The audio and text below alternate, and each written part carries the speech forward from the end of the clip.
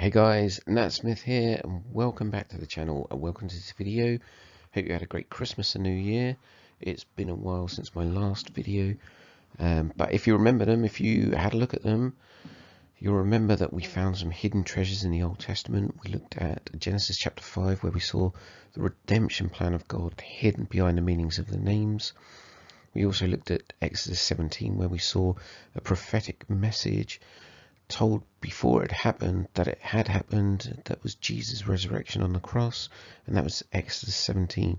I'll leave the links in for those videos in this one. Make sure you go and have a look, like and subscribe as well, so that you don't miss out on what the Lord is saying to you and what he's teaching you. But without further ado, let's get back into this. We're looking at one of the most I won't say boring books, because you know God's not boring, but we're looking at Numbers chapter 2. Yep, okay, let's go there. And why? Because we are going to find another symbol there hidden. It's not really hidden, it's overtly there, but you'll see what I mean as we go there. So if you've got your Bibles open, turn to Numbers 2, verses 3 to 9, start following. Basically, God says to Moses to get the Israelites together, and they're going to camp a distance from the tent of meeting, and they're all going to camp under their standards, which is their banners, if you like, or their emblems, which is quite important. I may not dwell too much on that today. We might do another video on that, because that's worth doing just within itself. But look, here we have the east side. So there are 12 tribes. They're going to be split into groups of 4 groups of 3. So if you're from the east side and you're loving the east side, we have Judah, Issachar, Zebulun, and their total Israelites in that grouping is 186,400. And as this is the book of Numbers, pay attention to the numbers.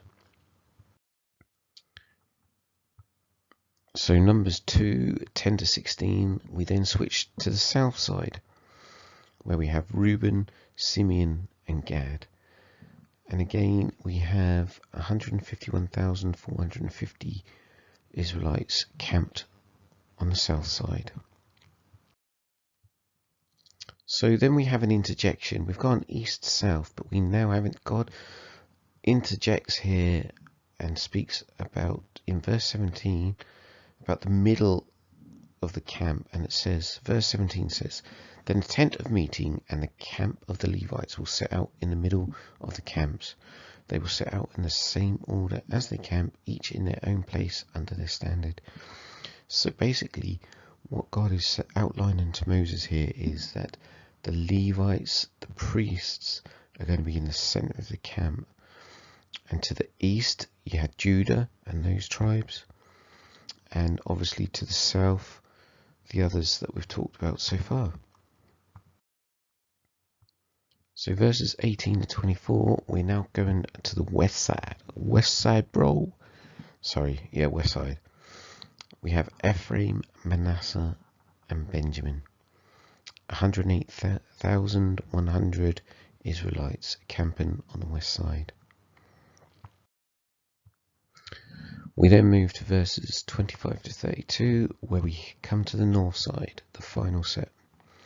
So we have Dan, Asher and Naphtali, 157,600.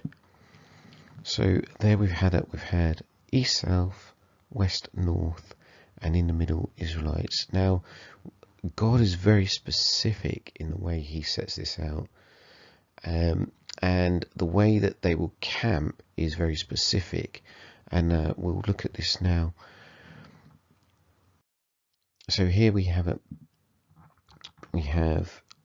east at the bottom there, we have west at the top, north to the right, south to the left, and a Levites camp.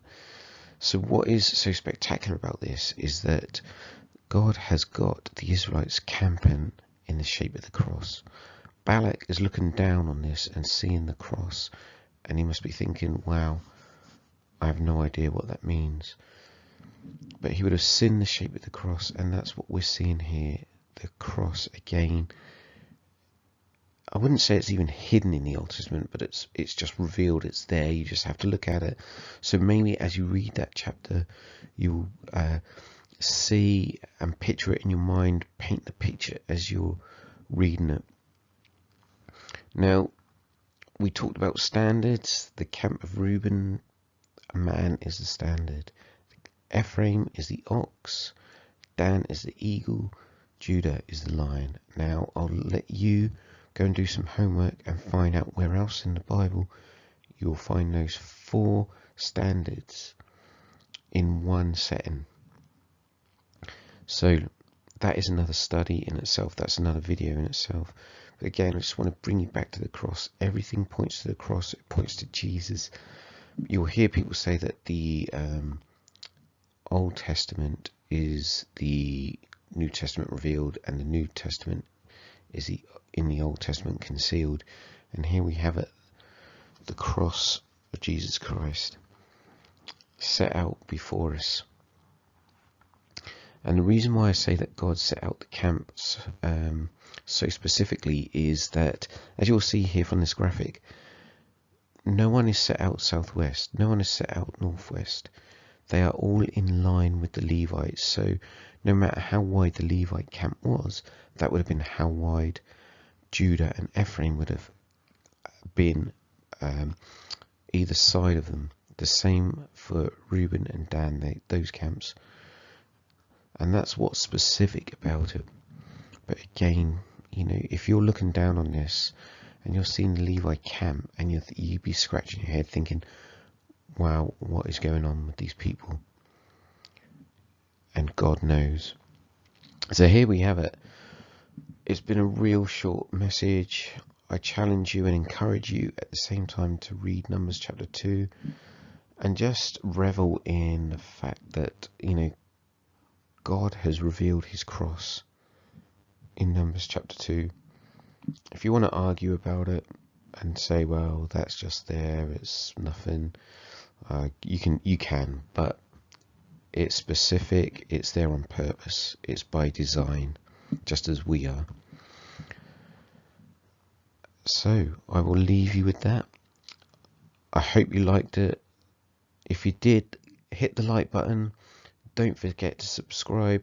We've got a lot of videos coming up with a lot of teaching, so I'm looking forward to that, and I hope you will do too. Take care. God bless.